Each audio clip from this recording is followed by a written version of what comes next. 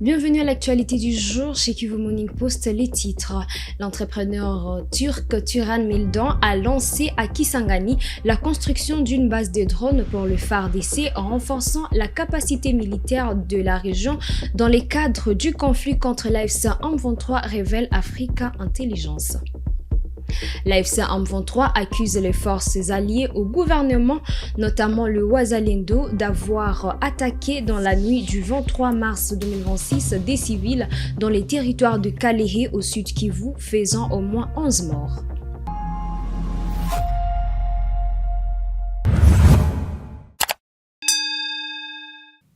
Bonjour. À Kisangani, l'entrepreneur turc Turan Mildan a lancé à Kisangani la construction d'une base de drones pour le FARDC en renforçant la capacité militaire de la région dans le cadre du conflit contre l'AFC M23, a révélé Africa Intelligence. Jospin Hangui. Ce projet dans le secteur de la défense intervient après la réalisation du centre financier de Kinshasa.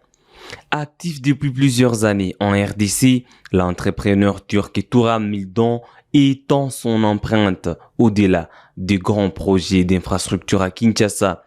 Avec sa société Milvest, l'intéressé œuvre à la construction d'une base de lancement des drones à Kisangani dans la province de la Chopo, centre du pays. Une partie du dispositif militaire des FARDC est concentrée dans cette ville dans le cadre de la guerre contre l'Alliance Fleuve Congo. AFC M23 a déclaré Africa Intelligence. Selon Africa Intelligence, la base accueillera des drones chinois CH4 ainsi que les encas turcs de Turkish Aerospace Industries.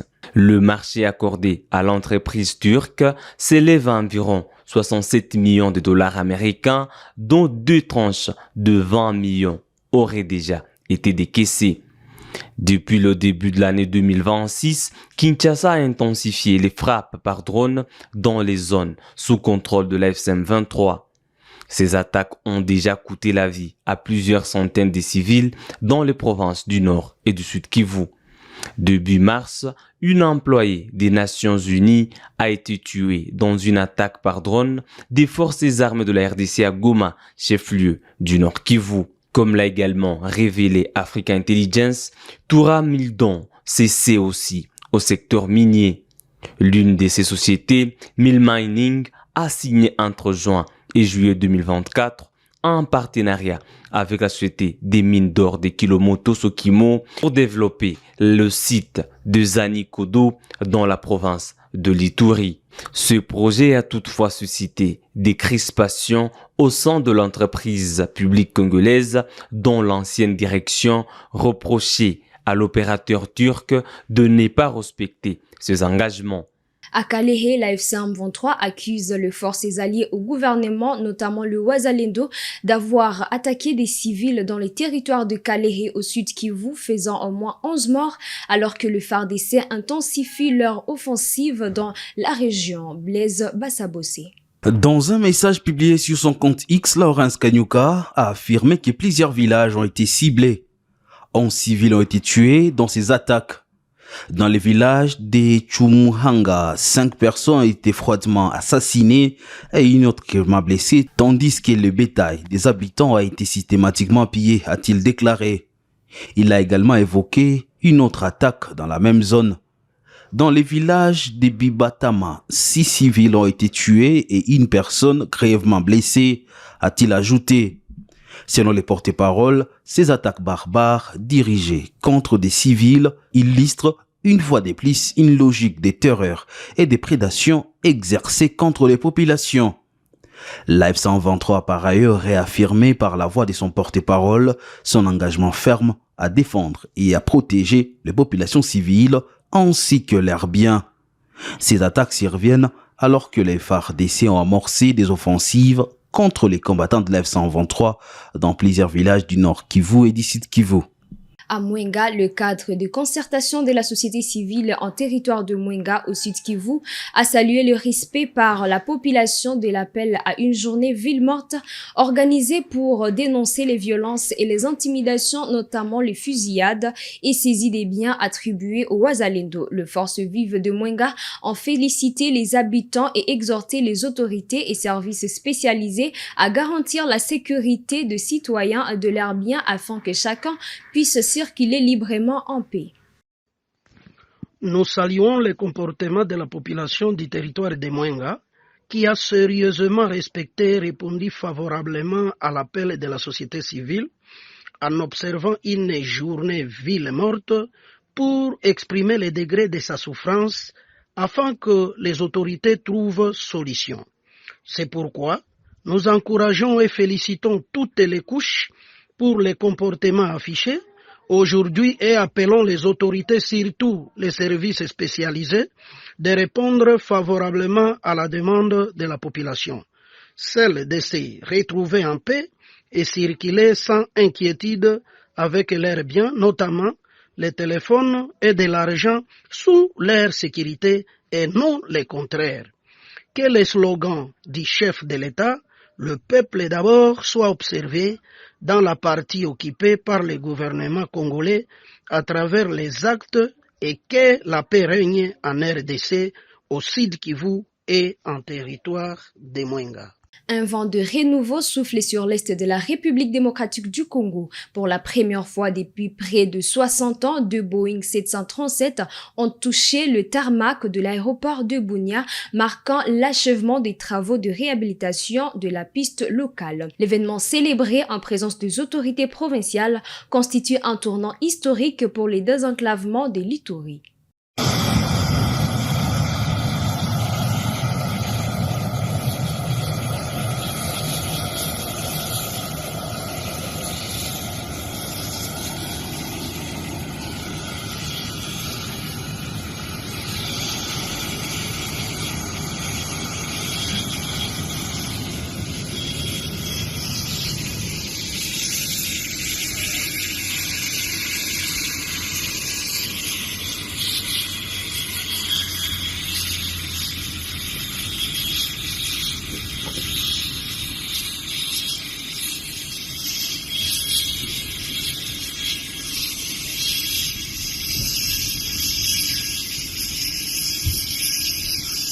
Voilà, nous sommes ici à l'aéroport national de Bunia, une première depuis 1966. D'après les informations à notre possession, un gros porteur Boeing 737 est atterri ici à Bunia, chef-lieu de la province de l'Ituri, une province sous l'état de siège qui lentement et sûrement se désenclave.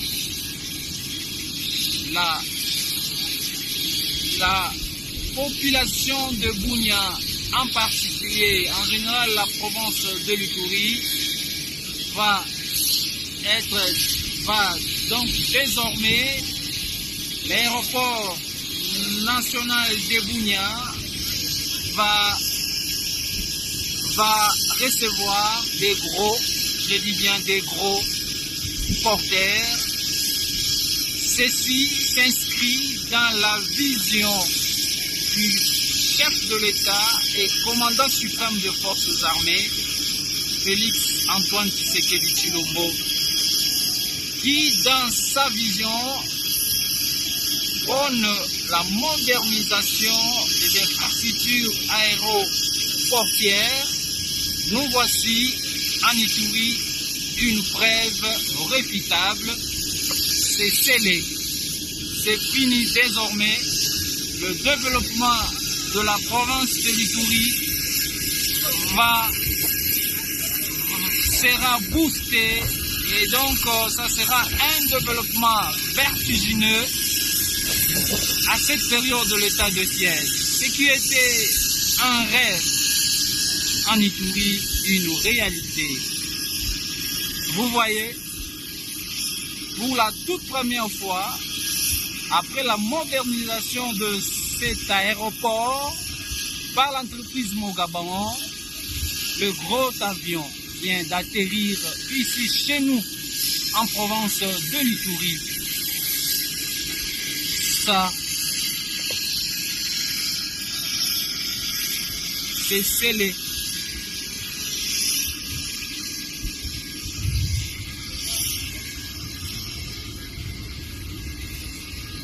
Là, le gouverneur militaire, lieutenant-général Luboyanka Chama Johnny, au nom du commandant suprême, lui qui est le représentant du président de la République ici en Ituri, va aller saluer le pilote qui ont pu piloter cet avion vient d'atterrir ici à Bunia. Très joyeux, étonnant, sentiment de satisfaction. C'est une fierté pour la province de l'Ituri. Une fierté pour la province de l'Ituri. Le gros avion vient d'atterrir ici chez nous. Je vous fais visiter le gros avion. Le gros avion.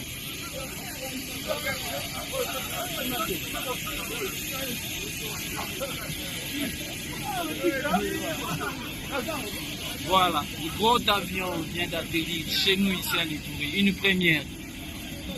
Une première.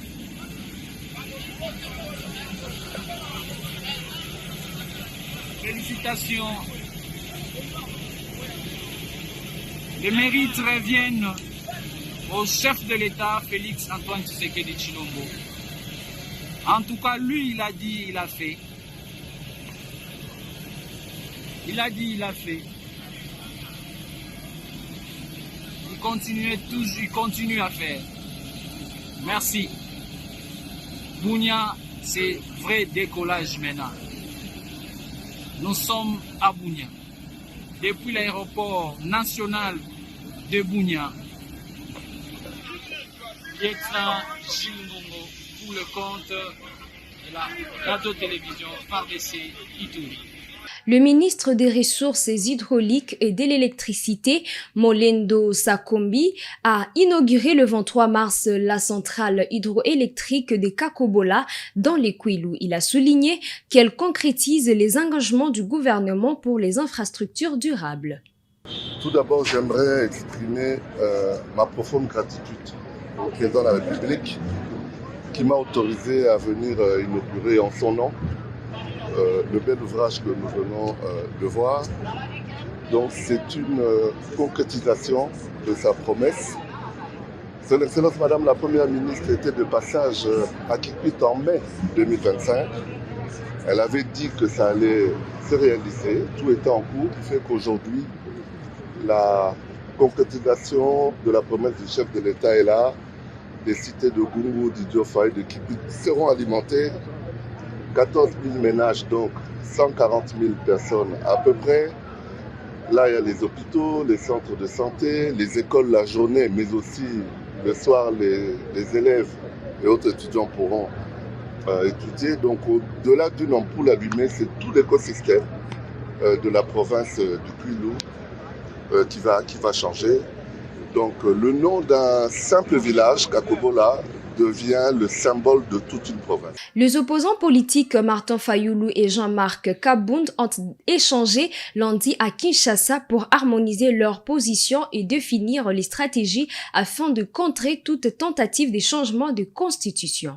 Selon leurs collaborateurs, les deux leaders ont dénoncé l'ignorance par le régime en place des urgences nationales telles que la sécurité, la cohésion et le bien-être social. Ils ont appelé à une mobilisation générale de forces vives de la nation pour défendre l'ordre constitutionnel et ont réaffirmé leur engagement en faveur d'un dialogue national inclusif pour sortir le pays de la crise.